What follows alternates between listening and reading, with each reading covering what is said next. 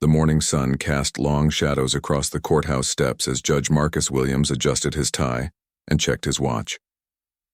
At 52, he had spent nearly 2 decades on the bench, earning respect from colleagues and community members alike. His distinguished gray beard and measured demeanor commanded attention in any room, but today he was running late for an important hearing. Marcus had been up since 5 in the morning, reviewing case files for what promised to be a complex day in court. The coffee maker in his kitchen had malfunctioned, forcing him to stop at a nearby cafe, which threw off his carefully planned schedule. As he drove his modest sedan through the downtown area, he noticed the familiar buzz of activity around the courthouse. Lawyers in expensive suits hurried up the stone steps, clutching briefcases and speaking rapidly into their phones. The parking situation near the courthouse had always been challenging. Marcus circled the block twice before spotting an open space 3 blocks away. He parked quickly, grabbed his leather satchel from the passenger seat, and began walking briskly toward the imposing building, where he had dedicated most of his professional life. Officer Jake Patterson was having what he considered a routine Tuesday morning. Fresh out of the police academy just 8 months ago, he took his patrol duties seriously, perhaps too seriously according to some of his more experienced colleagues.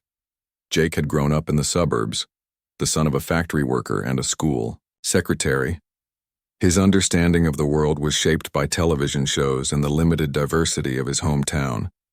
At 24, Jake believed he was making a difference in the community, though his interpretation of police work often led to unnecessary confrontations. His training sergeant had repeatedly warned him about making assumptions based on appearance, but the lessons never quite stuck. Jake saw the world in simple terms of right and wrong, legal and illegal, with little room for nuance or context. That morning, Jake had been assigned to patrol the courthouse area, a posting he particularly enjoyed because it made him feel important. He liked being seen by the lawyers and judges, imagining they viewed him as a crucial part of the justice system. What Jake failed to understand was that his aggressive approach to minor infractions often created more problems than it solved. As Marcus hurried toward the courthouse, his phone rang. The caller ID showed it was his clerk, probably wondering about his whereabouts. He answered while walking, explaining that he would be there within minutes. The conversation was brief but professional, discussing the order of cases for the morning session. Jake noticed the well-dressed black man talking on his phone and walking with what appeared to be urgency toward the courthouse. In Jake's mind, this fit a pattern he had constructed based on limited experience and unfortunate stereotypes. He had seen criminals try to enter the courthouse before, sometimes to intimidate witnesses or disrupt proceedings. The fact that this man was clearly educated and professionally dressed did not register as significant to Jake. Marcus ended his phone call and quickened his pace. The morning hearing involved a complicated civil rights case that required his full attention, and he wanted a few minutes to review his notes before taking the bench. He had handled similar cases before, but each one presented unique challenges that demanded careful consideration. Jake began following Marcus at a distance, convinced he was observing suspicious behavior. The young officer's heart rate increased as he imagined potential scenarios. What if this man was planning to disrupt court proceedings? What if he was carrying something dangerous? Jake's imagination ran wild with possibilities, each more dramatic than the last. The irony of the situation was lost on Jake completely. Here was a judge, a pillar of the legal system, being stalked by a police officer who was supposed to protect and serve the very institution Marcus represented. The courthouse, a symbol of justice and equality under the law, was about to become the setting for an encounter that would expose the deep flaws in both men's understanding of their roles in society. Marcus noticed someone following him but assumed it was simply another courthouse employee or attorney heading to work. He had no reason to be concerned, as he had walked these same streets countless times without incident. His mind was focused on the legal arguments he would hear that morning and the decisions he would need to make. Jake's radio crackled with routine communications from dispatch, but he was too focused on his target to pay attention to other calls. His hand moved instinctively toward his service weapon, though he had no legal justification for such a gesture. The training he had received about de-escalation and community policing seemed forgotten in his excitement. As they approached the courthouse steps, other people began to gather. Lawyers, clerks, and court reporters moved with practiced efficiency, preparing for another day in the justice system. None of them paid particular attention to Marcus, who was a familiar and respected figure in their professional community. Jake decided to make his move. He quickened his pace, his heavy boots echoing off the pavement as he closed the distance between himself and Marcus. The young officer's mind raced with the adrenaline of what he believed was legitimate police work, completely unaware that he was about to make the most embarrassing mistake of his brief career. Marcus heard the footsteps behind him growing louder and more urgent. He turned slightly, expecting to see a colleague or perhaps a lawyer trying to catch up with him. Instead, he saw a young police officer approaching with what appeared to be serious intent. Marcus's first thought was that there might be some kind of security issue at the courthouse, perhaps a threat that required his attention. The distance between them continued to shrink as Jake prepared to confront what he believed was a potential threat to courthouse security. His training had taught him to take control of situations quickly and decisively, but it had failed to teach him the wisdom to assess situations accurately before acting. Marcus stopped walking and turned to face the approaching officer, assuming he was about to receive information about a security concern or perhaps directions to avoid a certain area. His expression was calm and professional, the same demeanor he brought to his courtroom every day. Jake's moment had arrived, and he was completely confident in his assessment of the situation, utterly unaware that he was about to confront one of the most respected judges in the state court system. "Excuse me, sir, I need to speak with you," Jake called out, his voice carrying the authoritative tone he had practiced since joining the force. His hand rested on his utility belt, and his stance was wide and confrontational. Several people on the courthouse steps turned to look, their conversations pausing as they sensed tension in the air. Marcus stopped and turned completely around, his eyebrows raised in mild confusion. He had been expecting perhaps a security briefing or notification about a courthouse emergency, but the officer's aggressive posture suggested something entirely different. "Yes, officer, how can I help you?" Marcus responded calmly, his voice carrying the same measured tone he used in his courtroom. Jake approached closer, his chest puffed out with self-importance. "I've been watching you, and I need to know what your business is at the courthouse today." His tone implied suspicion and authority, as if Marcus were obligated to justify his presence to a patrol officer who clearly did not recognize him. The question struck Marcus as odd, but he remained patient. In his years on the bench, he had learned that sometimes law enforcement officers were simply doing their jobs, even when their methods seemed questionable. "I work here, officer. I'm Judge Williams, and I have court this morning." Jake's expression did not change. He had heard suspects claim to be all sorts of things before, and in his mind this was simply another attempt to avoid scrutiny. "Do you have identification to prove that?" he demanded, his voice growing louder and attracting more attention from passers-by. Marcus felt a familiar knot forming in his stomach. He had experienced this type of encounter before, though never so close to his own workplace. The assumption of criminality based solely on his appearance was nothing new, but it never stopped being frustrating and demoralizing. "Of course," he said, reaching slowly for his wallet. Several attorneys who were climbing the courthouse steps began to slow their pace, recognizing Judge Williams and sensing that something inappropriate was happening. Sarah Chen, a prosecutor who had appeared before Marcus numerous times, stopped walking entirely and pulled out her phone, though she was not yet sure whether to intervene or simply document what was occurring. Jake watched Marcus's every movement, with exaggerated suspicion, as if the distinguished judge might suddenly produce a weapon instead of identification. "Keep your hands where I can see them," Jake commanded unnecessarily, his voice carrying across the courthouse plaza. Marcus complied, moving with deliberate slowness to avoid any misunderstanding. He produced his wallet and extracted his driver's license, which clearly showed his name and address. He also pulled out his judicial identification card, which included his photograph and official title. Jake examined the documents with theatrical scrutiny, holding them up to the light as if checking for forgeries. He had no training in identifying fake documents, but he wanted to appear thorough and professional. The irony that he was questioning the credentials of a man who had been appointed to the bench by the governor was completely lost on him. "These could be fake," Jake announced loudly, causing several more people to stop and stare. "Anyone can get fake IDs made these days." His voice carried across the plaza, and court personnel who were entering the building began to take notice of the commotion. Marcus felt his patience beginning to wear thin, but he maintained his composure.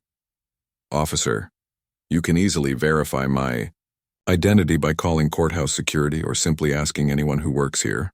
I've been a judge in this courthouse for nearly 20 years. Jake seemed to consider this suggestion as if it were an unreasonable request. "I don't need to ask anyone anything. I'm conducting my own investigation here." His voice was full of bravado, and he seemed to be enjoying the attention his actions were attracting. Defense attorney Robert Martinez, who had argued cases before Judge Williams for over a decade, approached the scene with growing concern. He recognized immediately what was happening and felt compelled to intervene, despite the potential complications of involving himself in a police matter.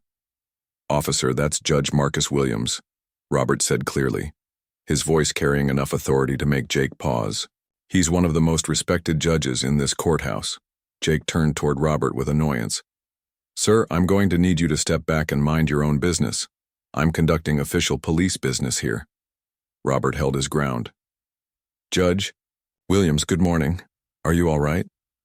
His question was directed at Marcus but spoken loudly enough for everyone nearby to hear, making it clear to any observers who the real authority figure was in this situation. Marcus nodded toward Robert. "Good morning, counselor. I'm fine, just trying to help this officer understand who I am so I can get to court on time." More people were beginning to gather, creating a small crowd on the courthouse steps. Court clerks, bailiffs, and attorneys were starting to recognize what was happening, and whispered conversations began spreading through the group. Some people were pulling out phones to record the interaction, sensing that they were witnessing something significant. Jake realized he was losing control of the situation, but his pride prevented him from backing down gracefully. "I don't care who you people claim this man is. He was acting suspiciously, and I have every right to question him." Sarah Chen stepped forward, her prosecutor's badge clearly visible on her lapel. "Officer, I'm Sarah Chen, Assistant District Attorney. This is indeed Judge Marcus Williams. He presides over courtroom 4B, and I have cases before him this morning. You're making a serious mistake." The crowd was growing larger, and Jake could feel dozens of eyes watching his every move. Court security officers had noticed the commotion and were beginning to make their way down the courthouse steps. Jake's radio crackled with calls from dispatch, but he was too focused on the situation at hand to respond. Marcus remained calm despite the growing circus around him. "Officer, I understand you're trying to do your job, but I really do need to get inside. My clerk can verify my identity. Courthouse security knows me, and as you can see, several attorneys and prosecutors have confirmed who I am." Jake's face was beginning to flush red as he realized that his confident assessment of the situation might have been wrong. However, his pride and his fear of looking foolish in front of so many people kept him from admitting his error. Instead, he doubled down on his position. "I still haven't seen anything that convinces me you belong here," Jake insisted, his voice cracking slightly under the pressure of the situation he had created. The situation on the courthouse steps had reached a tipping point. What had started as one officer's misguided attempt at law enforcement was rapidly becoming a public spectacle that would have far-reaching consequences for everyone involved. The crowd had grown to nearly 30 people, including court staff, attorneys, and curious passers-by who had stopped to witness the unfolding drama. Chief Bailiff Margaret Torres emerged from the courthouse doors, having been alerted by her staff about the commotion outside. At 58 years old, Margaret had worked in the courthouse for over 3 decades and commanded respect from everyone who knew her. She took one look at the scene and immediately understood what was happening. "Officer Patterson," Margaret called out, her voice cutting through the murmur of the crowd. Jake turned toward her, relief flooding his face as he recognized someone in uniform who might support his actions. Margaret's expression, however, was stern and disapproving. Ma'am, I'm conducting a routine investigation, Jake began, but Margaret held up her hand to stop him. Judge Williams, Margaret said, addressing Marcus directly, I apologize for this inconvenience. Your clerk has been looking for you, and the attorneys for the Morrison case are already in your chambers. Her words were professional but carried an unmistakable tone of deference and respect. Jake's confidence began to crumble as he watched the interaction between Margaret and Marcus. The way she spoke to him, the obvious familiarity and respect in her voice made it impossible to deny that Marcus was exactly who he claimed to be. Marcus nodded to Margaret. Thank you, Margaret. Please let them know I'll be there shortly. He turned back to Jake, whose face had gone pale as the reality of his mistake began to sink in. Officer, as you can see, I am indeed Judge Marcus Williams. Now may I please go inside and do my job?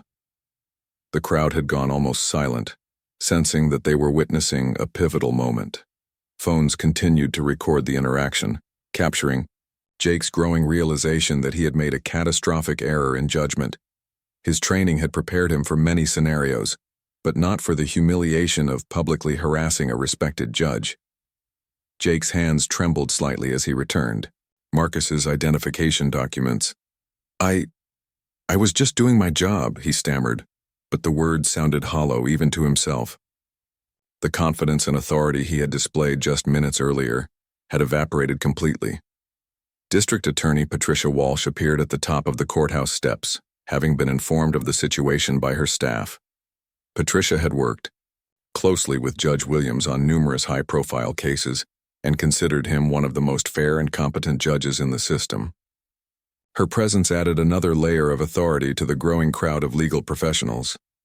What exactly is going on here?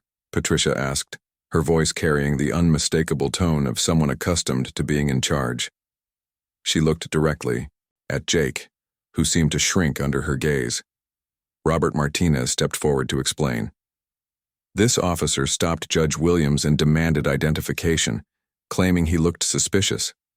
Despite multiple confirmations of the judge's identity, he continued to detain him. Patricia's expression darkened as she processed this information. She had spent her career fighting for justice and equality, and seeing a respected colleague treated this way on the steps of their own courthouse was deeply troubling. Officer, what is your name and badge number? Jake's throat felt dry as he realized the situation was spiraling completely out of his control. Officer Jake Patterson, badge number 247, he managed to say, his voice barely above a whisper. Patricia pulled out her phone and began typing, presumably making notes about the incident. Judge Williams, please accept my apologies for this inappropriate treatment. I will be following up with your department's supervisors, she said, addressing the last comment directly to Jake. The crowd began to disperse as people realized that the confrontation was coming to an end, but many continued to linger, discussing what they had witnessed in hushed tones. The story would spread throughout the courthouse within hours, and beyond the courthouse by the end of the day. Marcus finally began walking toward the courthouse entrance, his dignity intact despite the ordeal he had endured. As he passed Jake, he paused for a moment. Officer, I hope you'll take some time to reflect on what happened here today. The badge you wear comes with great responsibility. Jake stood frozen on the courthouse steps, watching as Marcus disappeared through the doors. He had tried to prevent him from entering. The weight of his actions was beginning to settle on his shoulders like a heavy blanket. He had wanted to be a good police officer, to serve and protect his community, but instead he had become the embodiment of everything wrong with policing. Margaret Torres approached Jake before following Marcus inside. Son, that man has dedicated his life to justice and fairness. He's helped more people than you can imagine, and he didn't deserve what you put him through today. Her tone was not unkind, but it carried the weight of disappointment.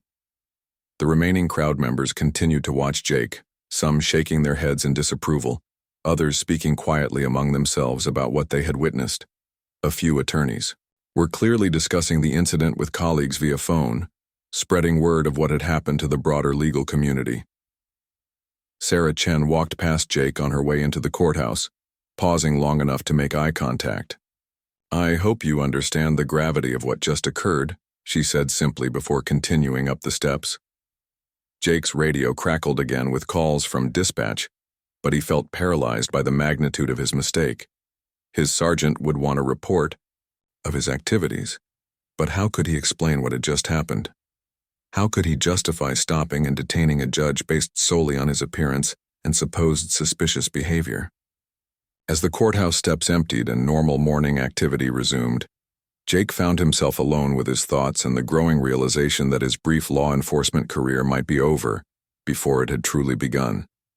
The confidence he had felt earlier that morning seemed like a distant memory, replaced by shame and the dawning understanding of the harm his actions could cause. Inside the courthouse, Marcus was making his way to his chambers, greeting familiar faces who had heard about the incident and wanted to express their support. His assistant Linda looked up with concern as he entered his office. "Judge, are you okay?" "I heard what happened outside," she said, rising from her desk. Marcus set down his satchel and took a deep breath. "I'm fine, Linda. It's not the first time something like this has happened, though I hoped we were past such things." His voice carried sadness rather than anger, the weariness of someone who had faced prejudice throughout his career despite his achievements and position. Within an hour of the incident, news had spread throughout the courthouse and beyond. Social media posts began appearing as witnesses shared their accounts of what they had seen. Videos recorded on smartphones showed snippets of the confrontation, though none captured the full scope of the humiliation Judge Williams had endured. Captain Michael Rodriguez received the first phone call about the incident at 9:30 a.m. As Jake's supervisor, Rodriguez had been watching the young officer's performance closely, noting his tendency toward aggressive enforcement and his difficulty with community relations. This incident, however, was beyond anything Rodriguez had anticipated. "Captain, we have a serious problem," came the voice of Sergeant Lisa Johnson from dispatch. "One of our officers just stopped and detained Judge Marcus Williams outside the courthouse. There are witnesses, videos, and the district attorney's office is already asking questions." Rodriguez felt his stomach drop. He had known Judge Williams professionally for over 15 years and considered him one of the most respected members of the legal community. The idea that one of his officers had harassed the judge was both embarrassing and potentially catastrophic for police community relations. "Get Patterson back to the station immediately," Rodriguez ordered, "and find out everything you can about what happened. I need a complete report within the hour." Meanwhile, Jake sat in his patrol car in the courthouse parking lot, staring at his radio as dispatch repeatedly called his number. He knew he should respond, but the words would not come. His hands shook as he replayed the events in his mind, finally understanding the magnitude of his error. The attorneys who had witnessed the incident were already discussing its implications. Robert Martinez called his law partners to describe what he had seen, emphasizing the professionalism Judge Williams had shown despite the inappropriate treatment he received. "Can you imagine the restraint it took for him to remain calm through all that?" Robert asked his colleague over the phone. "Any other person might have lost their temper, but he handled it with complete dignity. It just makes what that officer did even more inexcusable." Inside the courthouse, Judge Williams was attempting to focus on his morning docket, but the incident had clearly affected him. During a brief recess, he called his wife, Dr. Angela Williams, to let her know what had happened before she heard about it from other sources. "Marcus, are you all right?" Angela asked, her voice filled with concern. As a psychology professor at the local university, she understood the emotional impact of such encounters better than most. "I'm fine, physically," Marcus replied. "But it's frustrating, Angela. After all these years, after everything I've accomplished, I'm still seen as suspicious for simply walking into my own workplace." Angela had watched her husband deal with similar situations throughout their 25-year marriage. Despite his achievements and position, he had never been immune to the prejudice that affected so many in their community. "I'm so sorry you had to go through that, especially at work. Have you spoken to anyone about filing a complaint?" "Several colleagues have offered to support any action I might take," Marcus said. "Patricia Walsh is already looking into it, and I suspect the officers' department will be conducting their own investigation." Back at the police station, Captain Rodriguez was conducting his own preliminary investigation. He reviewed Jake's personnel file, noting previous complaints about his aggressive approach to routine encounters. There had been no formal disciplinary actions yet, but the pattern was concerning. When Jake finally returned to the station, Rodriguez was waiting for him in his office. The young officer looked pale and shaken, a stark contrast to the confident patrolman who had started his shift that morning. "Sit down, Patterson," Rodriguez said, his voice stern but not hostile. "Tell me exactly what happened at the courthouse this morning, and don't leave out any details." Jake struggled to find the words to explain his actions. "Captain, I saw a man acting suspiciously near the courthouse and I approached him to investigate. He claimed to be a judge, but I needed to verify his identity." "Acting suspiciously how?" Rodriguez pressed. "What specific behaviors did you observe that justified stopping him?" Jake realized he had no good answer to that question.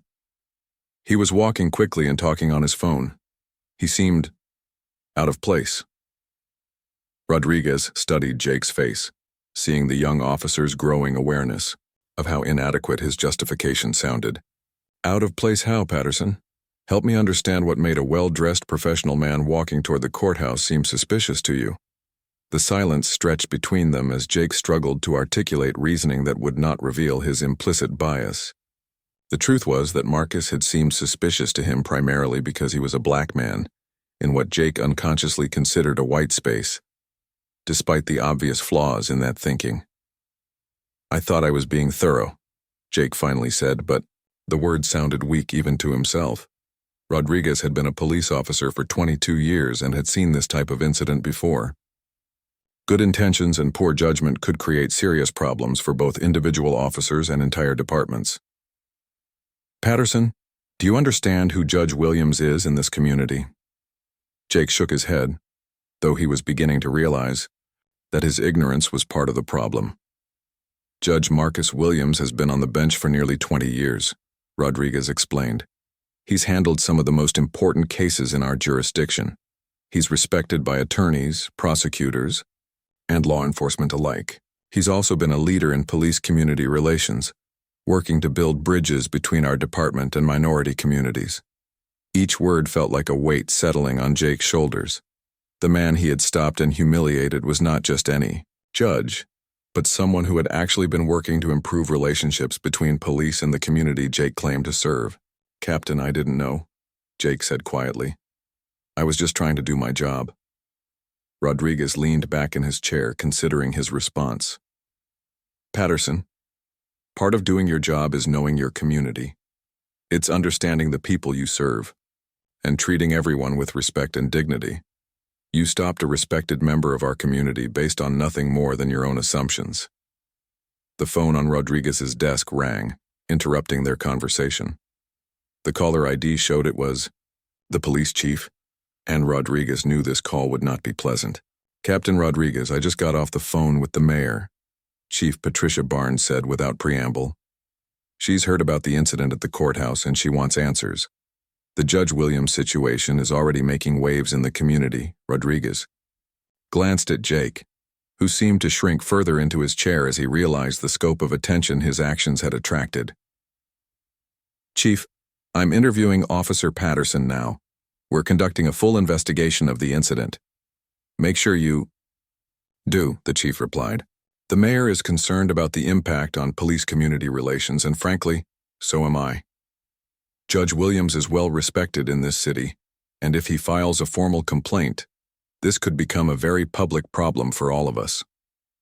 After ending the call, Rodriguez turned back to Jake. "Patterson, you need to understand that your actions this morning didn't just affect Judge Williams. They've potentially damaged relationships our department has been building for years. They've embarrassed our entire force, and they've given ammunition to people who already distrust police." By afternoon, the story had reached local news outlets. Channel 7's Courthouse reporter Maria Santos had been tipped off by an attorney who witnessed the incident. Maria had covered legal affairs for 8 years and understood the significance of what had occurred. "This is Maria Santos reporting from the county courthouse, where this morning a respected judge was stopped and questioned by police while trying to enter his own workplace." She began her noon broadcast. "Judge Marcus Williams, who has served on the bench for nearly 2 decades, was approached by Officer Jake Patterson in what witnesses describe as an unnecessary and embarrassing confrontation. The news segment included interviews with attorneys who had witnessed the incident, though Judge Williams himself declined to comment, citing his preference to let the proper authorities handle the matter through official channels. At his home, that evening, Jake sat in his small apartment, watching the news coverage with growing horror. His name and badge number were being broadcast across the city, and social media was filled with comments condemning his actions. His phone had been ringing constantly with calls from reporters seeking his side of the story, but he had been instructed by his department not to speak to the media. Jake's parents called after seeing the news. His mother, Carol Patterson, was deeply concerned about both the incident and its impact on her son's career. "Jake, what were you thinking?" she asked, her voice filled with worry and disappointment. "Mom, I thought I was doing the right thing," Jake replied, though he no longer believed his own words. "I was trying to keep the courthouse safe." His father, Robert Patterson, was more direct in his criticism. "Son, you stopped a judge for walking while black. How did you think that was going to end? You've embarrassed yourself, your department, and our family." The harsh truth of his father's words hit Jake harder than any official reprimand could have. He had joined the police force with genuine intentions to serve and protect, but his actions had accomplished the opposite of everything he claimed to stand for. Meanwhile, Judge Williams was at home with his family, trying to process the day's events. His teenage daughter Jasmine had heard about the incident from friends whose parents worked at the courthouse. "Dad, are you okay?" Jasmine asked during dinner. "My friend's mom said a police officer stopped you today." Marcus looked at his daughter, thinking carefully about how to respond. He had always tried to shield his children from the worst aspects of prejudice while still preparing them for the realities they might face. "I'm fine, sweetheart. Sometimes people make mistakes in judgment, and unfortunately, I was on the receiving end of one of those mistakes today." Angela reached over and squeezed her husband's hand. "Your father handled it with more grace than that officer deserved," she said, pride evident in her voice. Their son, David, a college sophomore studying pre-law, was less diplomatic in his response. "Dad, you should file a complaint. That officer had no right to treat you that way, especially at your own workplace." Marcus nodded thoughtfully. "I'm considering my options, son, but whatever I decide to do, it needs to be about more than just what happened to me. It needs to help prevent this from happening to others." Back at the police station, Captain Rodriguez was meeting with Chief Barnes and representatives from Internal Affairs. The incident was being treated as a serious matter that required immediate and thorough investigation. "What's Patterson's story?" Chief Barnes asked Rodriguez. "He claims he observed suspicious behavior, but when pressed for specifics, he can't articulate what that behavior was," Rodriguez replied. "It's clear he made assumptions based on appearance rather than any actual wrongdoing." Internal Affairs investigator Detective Karen Walsh reviewed Jake's personnel file. "I see several complaints about aggressive enforcement, though nothing this serious. Has he received additional training on community policing or bias recognition?" "He completed the basic academy training but clearly needs more education on these issues," Rodriguez admitted. "This incident shows significant gaps in his understanding of appropriate police conduct." The next morning brought more media attention. The local newspaper ran a front-page story about the incident, including background information about Judge Williams's distinguished career and contributions to the community. The contrast between the judge's accomplishments and his treatment by Officer Patterson was stark and troubling. Editorial boards across the city began weighing in on the incident. The City Tribune published an opinion piece titled, "When Bias Wears a Badge," which examined the broader implications of racial profiling in law enforcement. "Judge Marcus Williams represents the best of our legal system," the editorial stated. "His treatment yesterday morning represents some of the worst tendencies in modern policing. When a distinguished jurist cannot enter his own courthouse without harassment, we must ask serious questions about the training and mindset of our police officers." Community activists began organizing a response to the incident. The local NAACP chapter announced they would be monitoring the police department's investigation and calling for comprehensive reforms in officer training. Reverend James Mitchell, a prominent community leader who had worked with Judge Williams on various initiatives, held a press conference to address the incident. Judge Williams has been a bridge builder in our community, Reverend Mitchell said. He has worked tirelessly to improve relationships between law enforcement and minority communities. The irony that he became a victim of the very prejudice he has fought against is not lost on any of us. At the courthouse, Judge Williams attempted to maintain his normal routine, but colleagues and court staff continued to express their support and outrage about what had happened. During lunch, several judges met informally to discuss the incident and its implications. "Marcus, we need to send a strong message that this kind of treatment is unacceptable," said Judge Patricia Coleman, Williams' longtime colleague. "Your response to this will set the tone for how law enforcement interacts with all of us." Judge Williams appreciated the support, but remained thoughtful about his next steps. "I don't want this to become about revenge or punishment for its own sake. I want it to become an opportunity for education and positive change." Meanwhile, Jake was meeting with a union representative and an attorney to discuss his options. The legal advisor was frank about the situation. "Officer Patterson, this incident has created significant liability for both you and your department. Judge Williams would have grounds for a civil rights lawsuit, and the video evidence makes your position difficult to defend." The union representative was equally direct. "Jake, your best option is to cooperate fully with the investigation, accept responsibility for your actions, and demonstrate genuine remorse and commitment to change." Jake realized that his law enforcement career, which he had hoped would span decades, might be over before his first anniversary on the force. The weight of his mistake was becoming clearer each day as he witnessed its impact on the community, the department, and his own future. "I never meant for any of this to happen," Jake said quietly. "I really thought I was doing the right thing." His attorney looked at him seriously. "Intent matters, but impact matters more. The question now is what you're going to do to make this right." 2 weeks after the incident, Judge Marcus Williams made his decision about how to respond. Rather than filing a lawsuit or demanding Jake's termination, he chose a different path that reflected his commitment to education and positive change. Williams requested a meeting with Police Chief Barnes, Captain Rodriguez, and Officer Patterson. The meeting was arranged for a conference room at the courthouse, neutral territory where all parties could speak frankly about what had occurred and how to move forward constructively. Jake entered the conference room with trembling hands, knowing he would face the man he had wronged.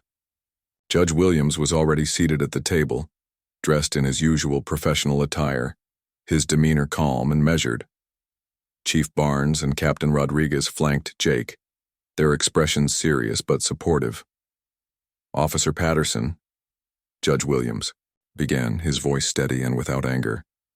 "I asked for this meeting because I believe in the possibility of redemption and growth. What happened 2 weeks ago was wrong, but it doesn't have to define the rest of your career or your life." Jake looked up, surprised by the grace in the judge's words. He had expected anger, demands for punishment, perhaps even a lawsuit that would destroy his future. Instead, he found himself facing a man who seemed genuinely interested in helping him become better. "Judge Williams, I owe you an apology," Jake said, his voice cracking with emotion. "I was wrong to stop you, wrong to doubt your identity, and wrong to treat you with such disrespect. I let my assumptions and prejudices guide my actions, and I'm deeply sorry." The judge nodded, acknowledging the apology while maintaining his measured tone. "I appreciate your words, Officer Patterson, but I'm more interested in your actions moving forward than in your apologies for what's already done." Chief Barnes leaned forward, addressing the judge directly. "Sir, we're implementing several reforms in response to this incident: enhanced bias training, community policing education, and regular interaction with community leaders like yourself." "That's encouraging," Williams replied, "but I have a different proposal. I want Officer Patterson to spend the next 6 months working closely with community organizations, learning about the people he's sworn to serve and protect. Not as punishment, but as education." Captain Rodriguez looked intrigued. "What kind Of community work, are you suggesting, Judge? Williams had clearly thought this through carefully. I volunteer regularly with youth programs, community centers, and neighborhood associations. Officer Patterson could join me in this work, learning about the community from the inside, rather than just patrolling from the outside. Jake was stunned by the unexpected offer. The man he had humiliated was now proposing to spend his personal time helping Jake become a better officer and person. Judge, why would you do that for me after what I did to you? William smiled slightly, the first hint of warmth he had shown during the meeting. Because I believe people can change, Officer Patterson. Because I've seen what happens when police and community work together instead of against each other. And because I think you have the potential to become the kind of officer this community needs. Over the following months, Jake found himself in situations he had never imagined. He attended community meetings where residents voiced their concerns about policing. He volunteered at after-school programs where he met children who had been taught to fear police officers. He participated in neighborhood cleanup efforts where he worked alongside people he might previously have viewed with suspicion.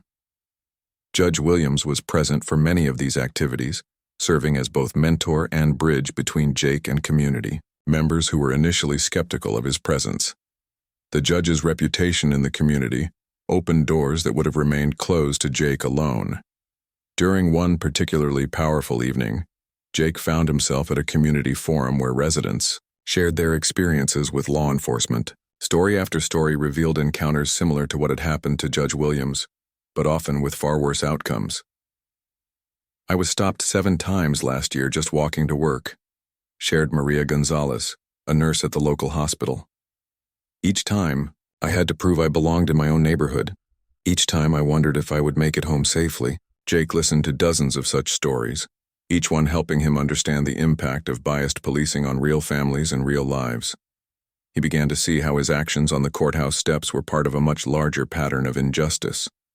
Judge Williams watched Jake's transformation with cautious optimism. During their monthly check-ins, he could see genuine change in the young officer's perspective and approach. How do you feel about police work now? The judge asked during one of their conversations. Jake considered the question carefully. I still want to be a police officer, but I understand now that it's not about having power over people.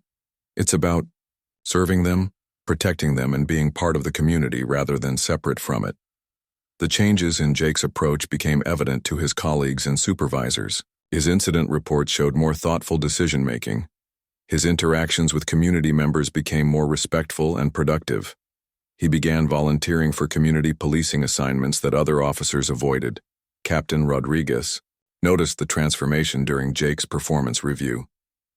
Patterson, I have to say the change in your approach has been remarkable.